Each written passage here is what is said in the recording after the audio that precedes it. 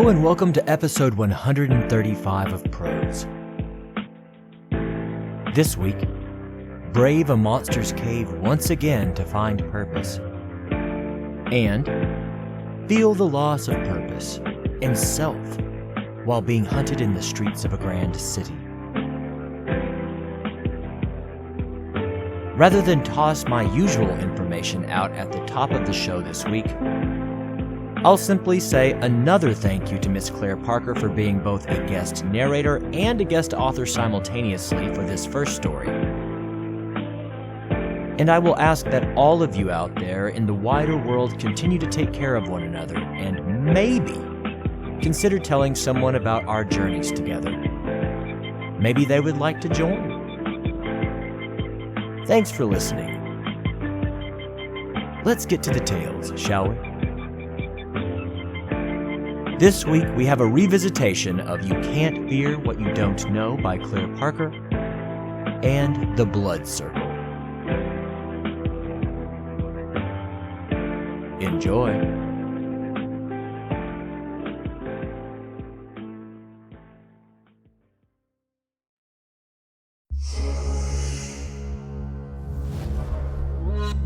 You Can't Fear What You Don't Know by Claire Parker.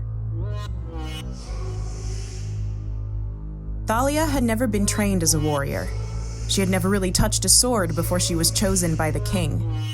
The greatest trainer in the city was called in, but even he found her to be a lost cause. How could he train a blind girl to fight? He stormed out within the first hour, all but cursing the king and his decisions under his breath. Thalia could hear him until he turned the corner, but said nothing. She didn't need that kind of negativity in what was left of her life. She trained herself as best she could, but it was slow going. First, the dummies and obstacles had to be set up around the arena. Then weapons needed to be affixed about her person. They got in the way of moving dummies, so this had to be done afterwards. The next step was the fun part. Thalia would spin in a circle 4, 5, sometimes 6 times until she lost sense of direction. When her head cleared, she would stumble around the arena trying to feel or sense the dummies around her before running into their extremely dulled swords that were affixed sticking out at vaguely waist height. She wasn't sure that these exercises were doing any good, but they kept her busy enough to distract her mind. On the day she was shipped off on her mission, the city threw a parade. It was lackluster, even by Thalia's standards. She could hear how sparse the crowd was. The town seemed to be in agreement with her brief trainer. Perhaps he had spread the word about to the other citizens that their new champion was blind. Thalia spent most of the parade trying to listen to the corridor of whispers on either side of her chariot. She'll never make it back. Her poor parents. Soldiers have failed this mission. What could she do? At the edge of the city, the parade party turned back to head home. None of them said as much as a goodbye. Thalia was placed on the back of a donkey and led by a servant down the road. Several times she tried to start an argument with her guide, and several times she failed. After dinner on the first evening, the guide came up as noisily as possible and gently grabbed Thalia's hand. "What are you—" Before she finished the sentence, the guide had put her hand in his mouth. It was unexpected, not to mention rude, and Thalia reflexively gagged just a bit. She tried to pull her hand out, but he held it firmly in place. It took longer than was comfortable for her to realize what was going on. His tongue was missing, cut out, leaving a jagged edge of poorly healed flesh at the back of his jaw. They've sent the broken ones together, like so much trash. She felt him nod, then he let her hand fall from his mouth. For the rest of their 3-day journey, Thalia talked often, but never asked another question that needed a verbal response. On the 3rd day, the donkey stopped while Thalia could still feel the sun upon her face. Her guide helped her to the ground and carefully secured her armor, sword, and shield. He then led her a few feet up the winding path before stopping. They stood there together, silent, hand in hand for what felt like an eternity. Suddenly, his arms were around her in a quick, suffocating hug, and then he was gone. She stood there listening until she couldn't hear the donkey's hooves clipping on the pathway anymore. She had not been given much information about her mission before heading out, though she suspected there wasn't much to give. None of the other champions who had set forth on this adventure managed to make it back. If her guide had done his job correctly, she would be at the mouth of a cave. Inside lurked a terrible evil that, the king hoped, she was uniquely equipped to defeat. Her mission was to kill it and bring back its head. It was clear from the outset that they had no hope of her success because there had been no plan to help her find her way back if she did succeed. Still, something had to be done, and she was there, the city's champion.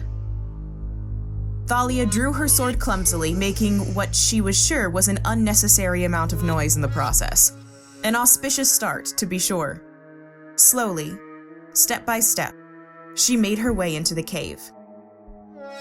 The path was worn into the stone ground, so Thalia had a pretty clear sense of where the edges were as long as she dragged her feet a little bit with each step.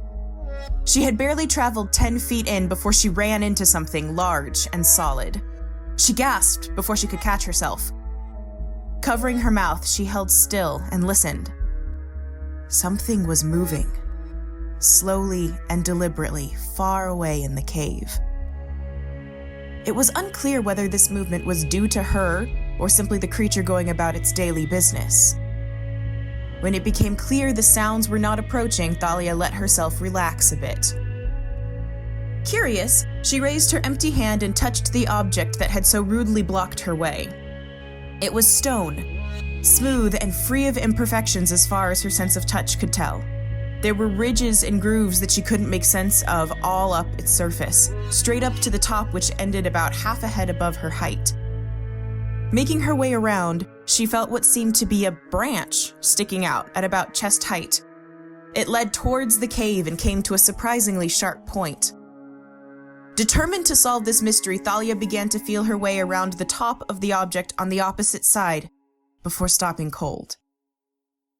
The rest of these features might not have made sense to her out of context, but that was definitely a nose. She ran her hand over the spot again. Yes, it most certainly was a nose. All the other textures of the object began to fall into place, and Thalia took several hurried steps backwards, panting. This was a man, or had been a man, but he was now made of stone. The smoothness of the stone itself made it impossible for this to be a man-made sculpture. Feeling nauseous, she put her hand out to steady herself on something and felt, to her horror, another object of the same stone. She felt around to be sure. This was another man, though his body was facing the other way, running toward the exit. Only his head was fixed, facing deeper into the cave. In a morbid recreation of her training ritual, Thalia stumbled around the cave, finding layers of men's statues as she journeyed further inside. No wonder none of the other champions had come home. She had been so wrapped up in her discoveries that she had forgotten about the creature until it was right next to her. She had been busy examining the facial expressions of a man who had become a statue at an odd angle, as if he had been caught in the middle of falling over. Then there was a noise on her right. It was a footstep, and it sounded surprisingly human. Have you come to kill me? The voice was deep and smooth. It reminded Thalia of the stones that these men had been turned into. But more surprisingly, it belonged to a woman. I have been sent to kill the evil that lurks in this cave.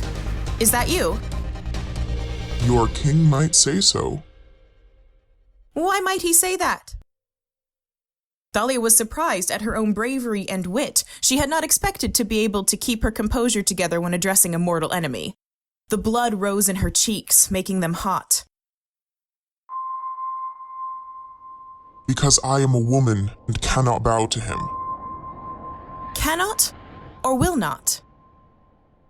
I cannot bow to one lesser than myself. She said the word lesser in a way that sent shivers down Thalia's spine. There was an inhuman hiss. Lesser in what way? I have power that he does not.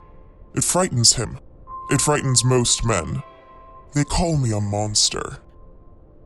You don't sound like a monster.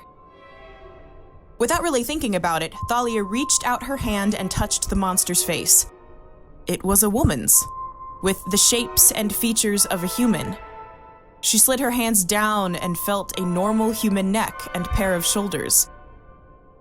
You don't feel like a monster.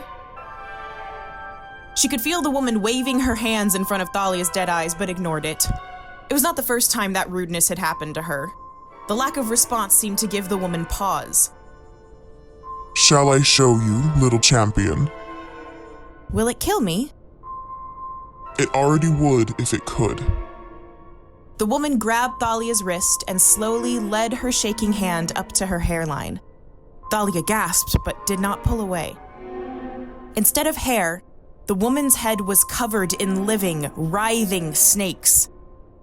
Every thought besides wonder left Thalia's brain as she felt a snake rest itself lazily on her arm. When a thought finally came back to her, she immediately said it out loud. This must be hell to style. There was a long pause, and Thalia's blood ran cold.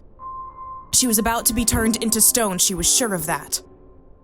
And then the woman laughed a laugh that started high and cold before descending into a warm, hearty belly laugh. Thalia began laughing too.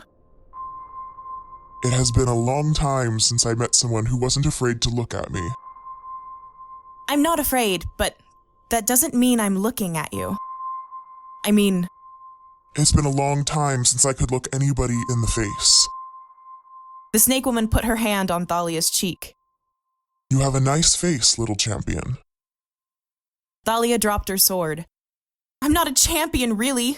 I'm just a blind girl from a city who's been thrown out on a suicide mission with no family, no friends, and no way of getting back if I succeed. She felt the tears coming and pulled her face away, looking at the ground in hopes of hiding her weakness. The snake woman now put both hands on Thalia's cheeks and lifted her face so that, Thalia assumed, it was looking into hers. You have faced me and lived. You look like a champion to me. Her hands were soft and warm as she brushed Thalia's tears away with her thumbs. No one had ever said a kind word to Thalia in her whole life, or at least not a kind word that wasn't also pitying. It filled her armor up like a goblet full of sunshine. On impulse, Thalia leaned in and kissed the snake woman, mostly on the lips. Aiming is hard when you can't see. After a moment, Medusa kissed her back. Everyone assumed that Thalia the Blind was another victim of the Gorgon's curse, doomed to spend eternity frozen in stone in that evil cave, and they never talked about her again. A few years later, when Perseus tricked Medusa into hurting herself, he didn't notice the other woman, listening from the next room, silently weeping for her lost love. The cave is still there, though the statues are gone. They have been eroded by Thalia's steady stream of tears.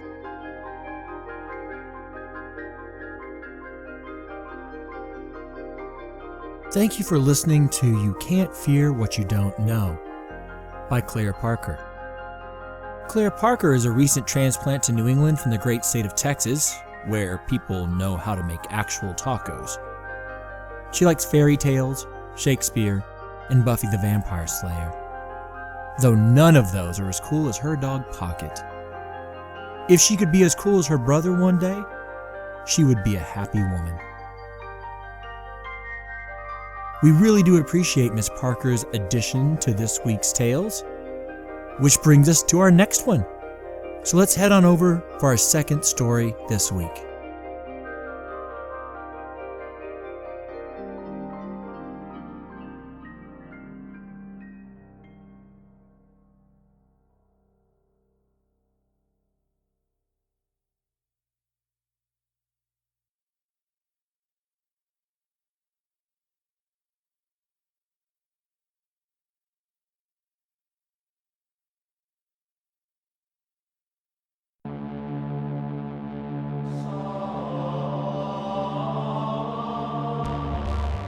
The Blood Circle, an original short story by Jared I. McGee. Original concept by Justin L. McGee.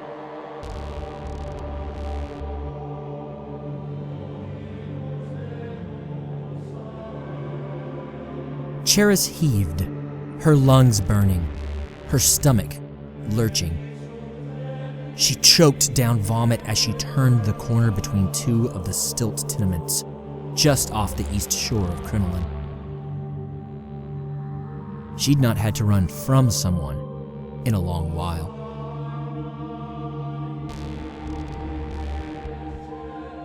Staying 7 feet away from pursuers always sounded easy until it was time to run again. And how long had she been running now? At least the course of 4 rebirths of Sela.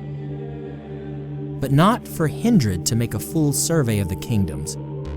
That much she knew. The seasons hadn't changed enough for that.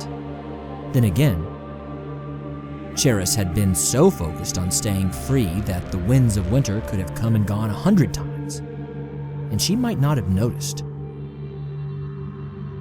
She peeked around the corner. There they were. 5 of them. All in the plain, nondescript Zhongshan Greys. She smirked at their uniforms that weren't uniforms. Something so simplistic as a loose-fitting combination of an outdated pocketed tunic and trousers had been originally employed by the Camarilla to make their would-be elite warriors blend in. But their brutality and oppressive measures had made the indistinctive quite distinct, and those Greys now made those damnable sorcerers stick out like the most brazen camp follower bedecked in reds and oranges on a harvest moon.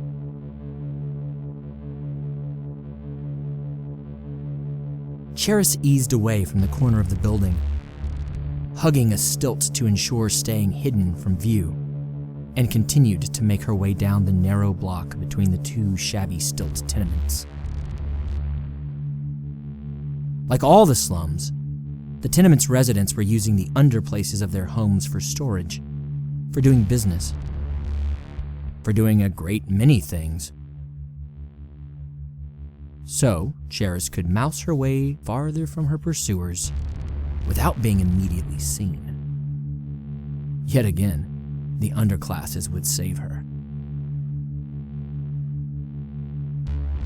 She couldn't help but allow her mind to continue to wander back to her past life as she made a silent but speedy route toward the sewage ditches she knew were off to the periphery of the nexus of stilted homes. She had once worn those Greys. She had once looked out to the webs of slums rippling out from the heart of the Camarillion Palace with disgust. No, not disgust. With absolute apathy, with an utter lack of feeling, because those people were below consideration. Crinoline did not even count those denizens as people. She had once been one of the gods of the near. Yet again, Charis found herself smiling with anger and acid and irony as she made her way forward. Gods of the near. What an exaggeration of the power of these modern mages. Maybe in the times of the Kyrulian emperors, wielders of magic could level city blocks, could call lightning and fire down from the sky, or whatever else mages could do in those old histories. If histories they really were, and not the myths and fairy tales of a broken people thirsting for former glories. Now, these so-called mages were not more than sorcerers who could radiate what had come to be known as a blood circle.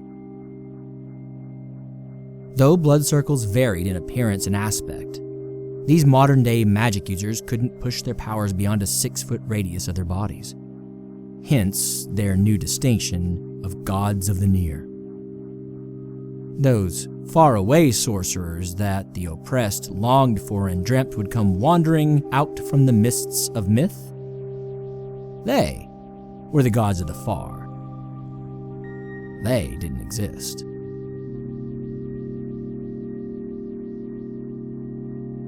She liked that the blood circles were still a matter of debate in the jade towers of the palace where the most knowledgeable of the new gods' elders studied. The uncertainty gave the circles an air of mystery that suited Charis. What precisely happened when a new god called their blood circle was hard to substantively define or describe, even by these elite scholars of the warrior class. Some blood circles radiated out with a color, the victims seeing their death coming, but that color was variant from user to user. Some blood circles came with a whirring or buzzing or fuzzing sound, while others were silent. Some came with smells, others with temperature shifts, others still with emotional resonances.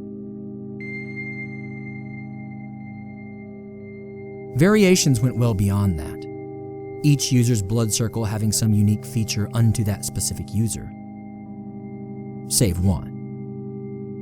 The circles never went beyond the 6-foot radius from the wielder's outstretched arms.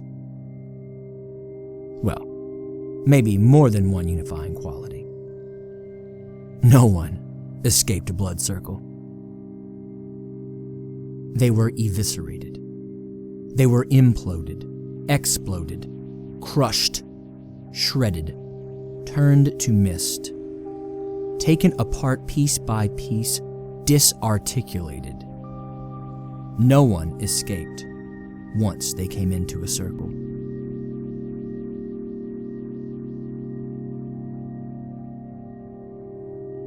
When Charis first began to cultivate her circle in her training, she could barely extend a hand's breadth.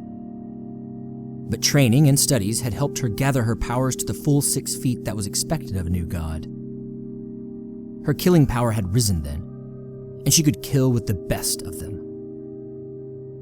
Supposedly, women had a better knack for strengthening their circles. She had liked that too. In the days before the Camarillion rebalancing, women were lesser and weaker in the eyes of the state, the gods, the people. Now, the legends of the Greys were all women, exclusively women.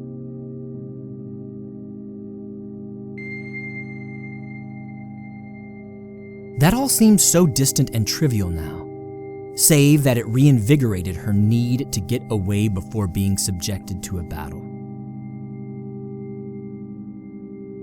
Charis took another moment as she hit the 4th block in her crouching sprint, peering back to see if those 5 gods were getting closer, and if there were any she knew.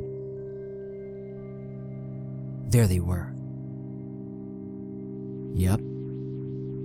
Kinran, Stefania, Joss. Those smaller 2 with less muck on their grays must be pretty damn new. Charis had only been a part of the Camarilla for 2 of her 5 Hindridian surveys of initiative training, and she'd not been gone for that long. So that meant these 2 grunts must have been maybe 1/2 to 1 full survey of the kingdoms. Green, green, green, like Dendru sprouts in springtime. That meant that Charis only had 3 trained warriors on her. 3 trained warriors and 2 children. A touch better. Having Kinran and Stefania as 2 of those warriors didn't worry her. Not much. Having Joss as the 3rd made the bile rise in her throat anew. She continued even faster toward the drainage canals, taking a brief moment to look at what were once her own grays. If the new god's uniform was meant to be uniform, she had stepped out from that uniformity almost to the point of being unrecognizable. What used to be the equivalent of wearing a piece of Camarillion sovereignty was now some threadbare pauper's mummer show of the evening dress, the military uniform, the diplomatic livery, the very symbol of new godhood. Loose threads, tears and holes, stains that reeked of her slithering among the refuse of the city while also helping her blend into the grays and browns and general dun of the underclasses in their lives. Charis realized she had reached those canals of filth and silt by smell before sight. She did vomit then. But, like a good warrior trainling, she kept the ejecta in her mouth, swallowing it back down to deny her pursuers the telltale sign of their prey. There in the easy-moving channels of the slums, she could see the excrement and the viscera of animals and every type of filth that came from when masses gathered together. One last time, she snorted laughter, in spite of needing to retch again. Grays, godhood, palaces, being feared, to sewage swimming beneath the now heavily lidded eyes of Hindred himself. Of course, it would be in full witness of Hindred. Sella was less judgmental toward her daughters. No matter. It was now or never. Those 5 would be closing in faster than Charis could get away if she hesitated much longer. She looked down at her Zhongshan Greys once more. Any semblance of what they once were would be washed away in the ordure and offal she would swim to freedom in. Somewhere down this canal was an exit from the slums and into open water. If she could make her way to the coastline, she stood a chance at escaping for good. A humming. She heard, no, Charis felt a humming so low in pitch that it was more vibration in the bones than a sound. That would be Joss. Her bones were rattling. Joss had to be all of 5 feet away from her at this point. Charis took one painful breath and jumped feet first into the slow-moving cast-off stream. Hopes for the ocean brimming over as she fully fell away from Crinoline.